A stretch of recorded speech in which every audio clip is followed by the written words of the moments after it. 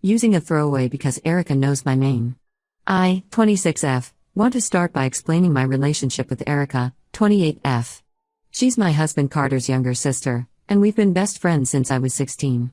Carter and I started dating in high school, and when he first took me to meet his family, Erica and I clicked instantly. Despite our 2-year age gap, we became inseparable. She was the sister I never had. Throughout high school and college, we did everything together. When Carter was busy with football practice, Erica and I would hang out at the mall or have movie marathons at her house. She was there for all my major life events, my high school graduation, my college acceptance, my first heartbreak when Carter and I briefly broke up during freshman year of college. When Carter and I got married 3 years ago, there was no question about who would be my maid of honor. Erica gave the most beautiful speech at our wedding about gaining a sister instead of losing a brother. Now I'm 31 weeks pregnant with our first baby, a little boy. Erica is also pregnant, about 22 weeks along with her and her fiancé Ben's first baby. Ben is a great guy who we introduced her to at our wedding. He was Carter's college roommate. We were thrilled when they started dating and even more excited when they got engaged last year. Finding out we were both pregnant at the same time felt like another special bond we would share. The current situation started about a month ago. Carter and I were watching childbirth videos on YouTube. I know it sounds silly, but we wanted to educate ourselves about what to expect. We've been taking birthing classes, but sometimes the videos help visualize things better. Erica has a habit of dropping by unannounced. She lives just 10 minutes away, and we've always had an open door policy. When she walked in that day, I quickly paused the video, but she saw what we were watching. Instead of being grossed out like I expected, she insisted on joining us. She said since she was pregnant too, she needed to know what she was in for. Looking back, I should have changed the topic or suggested watching something else. The videos we were watching were quite graphic, real birth videos, not the sanitized educational ones they show in birthing classes. As we watched more videos, I started noticing changes in Erica's behavior. She got really quiet, which is unusual for her as she's normally very chatty. She kept touching her baby bump with this scared look on her face, like she was just realizing what was going to happen to her body. Carter and I were a bit nervous too, but we could see Erica was taking it much harder. Carter tried to lighten the mood by making us his special hot chocolate, the one with extra marshmallows and whipped cream that we used to drink during our high school study sessions. We put on a comedy movie and did our old sandwich cuddle thing where Erica sits between us. It's something we've done since we were teenagers whenever one of us was upset. But even that didn't seem to help much. Over the next few weeks, I noticed Erica was acting differently. She started asking me very specific questions about my pregnancy and birth plan. Was I going to get induced? Had I considered an epidural? Did I worry about tearing? Was the prenatal yoga helping with the back pain?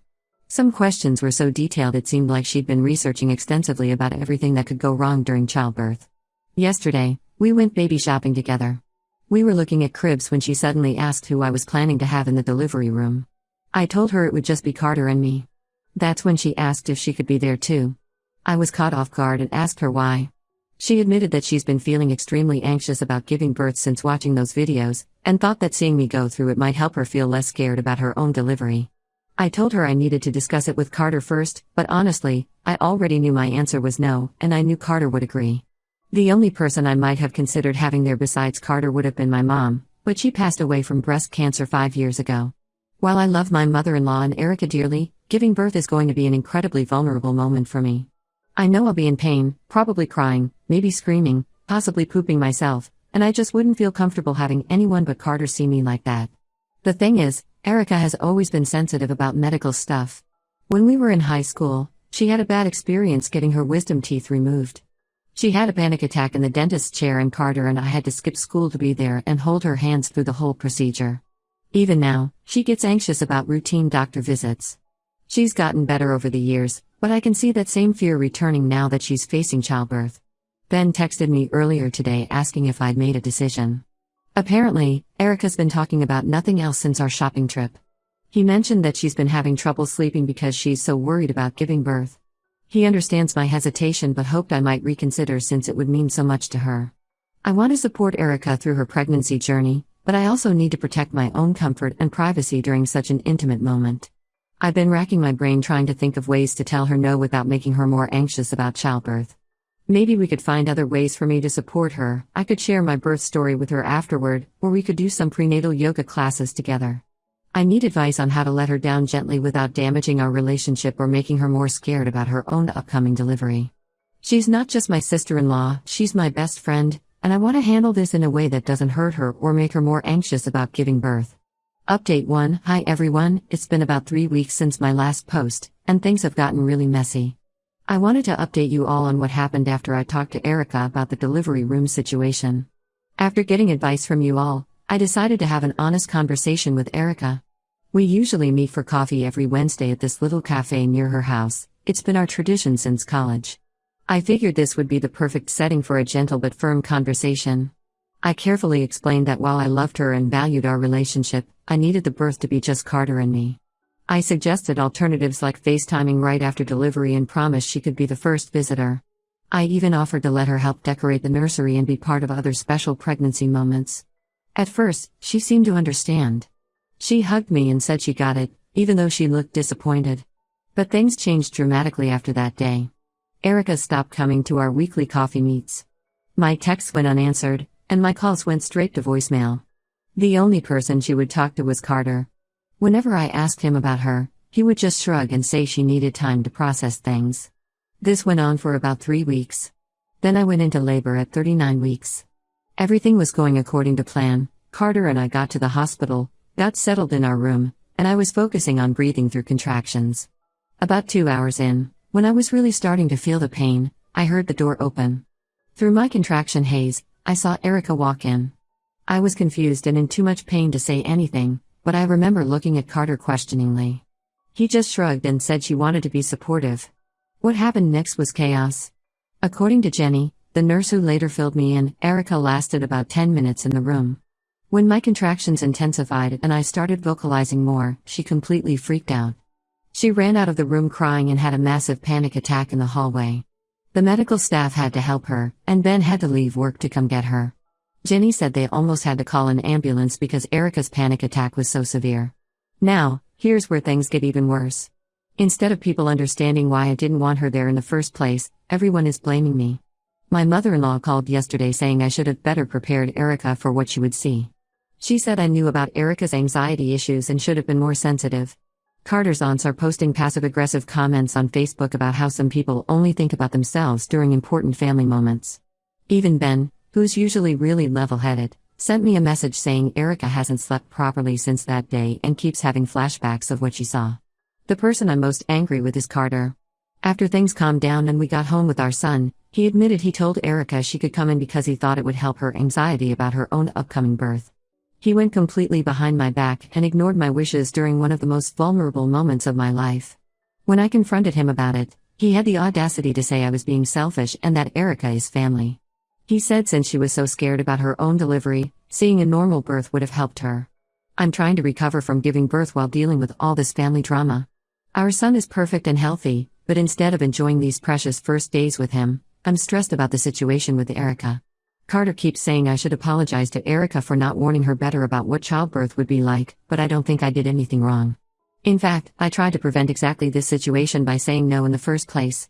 Now Erica is telling everyone that I traumatized her and ruined her pregnancy experience. She's claiming her anxiety about giving birth is worse than ever, and it's all my fault. Ben says she's considering a scheduled C-section because she's too scared to give birth naturally now. I feel like I'm in some weird alternate reality. Wasn't I the one who tried to prevent this exact situation by saying no in the first place? I'm exhausted and emotional. I should be focusing on my newborn son and recovery, but instead, I'm getting blamed for something I explicitly tried to prevent. Carter is sleeping in the guest room because we keep fighting about this. His family is treating me like I'm some kind of monster who traumatized poor, innocent Erica. I don't know how to fix this situation, or if I even want to try at this point. Update 2. It's been 2 weeks since my last update, and the situation has gotten even worse. No one in Carter's family is talking to me except for his cousin Amy, who thinks this whole thing is ridiculous. Even my mother-in-law, who used to call me every day to check on the baby, has stopped calling. The entire family seems to blame me for Erica's declining mental state. According to Amy, Erica hasn't left her house since the incident. She keeps having nightmares about childbirth and has been telling everyone that I deliberately traumatized her. She's apparently been crying to my mother-in-law about how she can't even look at pregnancy-related things anymore without having a panic attack.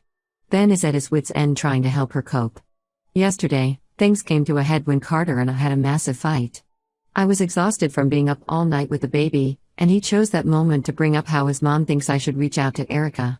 I told him he needed to fix this mess since he was the one who let Erica into the delivery room against my explicit wishes. His response completely shocked me. Carter said I was being dramatic and that I should be more understanding of his sister's situation. He went on about how Erica has always been sensitive and how I knew about her anxiety issues. Then he suggested that I should apologize to everyone for not being more accommodating during the birth.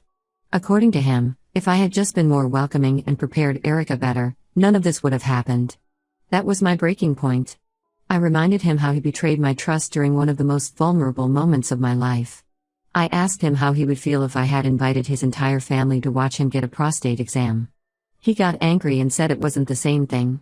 Then he dropped the bomb. He said he never should have listened to my wishes about the delivery room in the first place because families should support each other. I couldn't believe what I was hearing. The man who promised to always have my back was essentially saying my comfort and privacy during childbirth didn't matter. Without thinking twice, I packed a bag, grabbed the baby's essentials, and drove to my dad's house. Carter has been calling and texting nonstop, saying I'm overreacting and that we need to work this out as a family. My dad has been incredibly supportive. He said Carter choosing his sister's comfort over his wife's dignity during childbirth was unforgivable. He thinks Carter has shown his true colors, that when push comes to shove, his sister's feelings will always matter more than mine. I called my lawyer this morning. I don't know if this marriage can be saved, and honestly, I'm not sure I want to save it.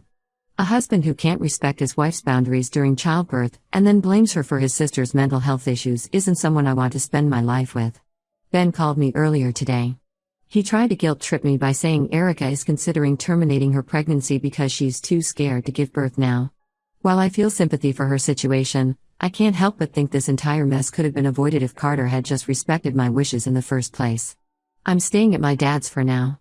Carter keeps trying to convince me to come home, saying I'm overreacting and that family should stick together. He even sent his cousin Amy to talk to me, but she ended up agreeing that Carter was wrong. This whole situation has shown me that my husband doesn't respect my boundaries and will always prioritize his sister's feelings over mine. The most frustrating part is that everyone seems to have forgotten that I just gave birth. Instead of being able to bond with my newborn and recover, I'm dealing with family drama and a possible divorce. But maybe this was the wake-up call I needed to see who Carter really is. Update 3. It's been 3 months since my last update, and a lot has changed. After much thought and several failed attempts at reconciliation, I finally filed for divorce. After staying at my dad's for a month, I tried to have one final conversation with Carter about everything. I thought maybe time had given him some perspective. I was wrong. He still insisted I was being unreasonable and that I should have been more understanding about Erica's anxiety. When I brought up how he betrayed my trust, he said I was being dramatic and that divorcing him over this was extreme and selfish. That conversation just confirmed I was making the right decision. As for Erica, she decided to keep her baby but requested a scheduled C-section. Amy told me she's seeing a therapist now who specializes in pregnancy-related anxiety.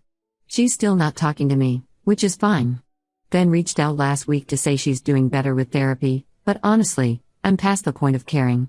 The way she and Carter's family treated me during what should have been a joyful time with my newborn showed me who they really are. Carter is now telling everyone that I'm using this situation as an excuse to leave him. He claims there were other issues in our marriage and I'm just using the delivery room incident to paint him as the bad guy. He's been saying I'm heartless for not understanding his sister's mental health struggles.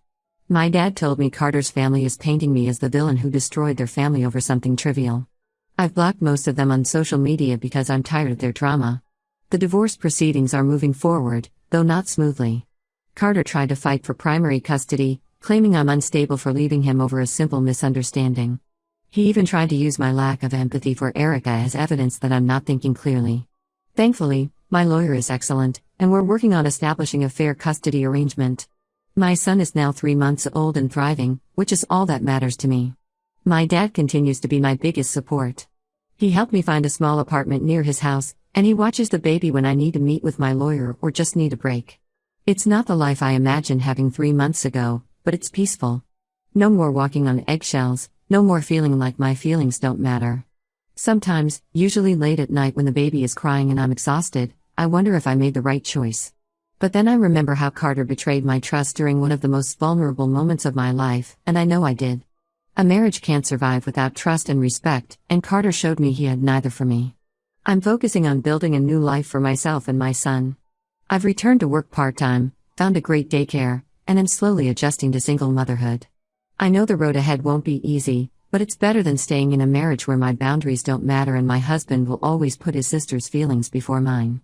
To those who supported me through this journey, thank you. Your comments helped me realize I wasn't crazy for feeling betrayed and hurt. Sometimes standing up for yourself means walking away, and that's exactly what I'm doing.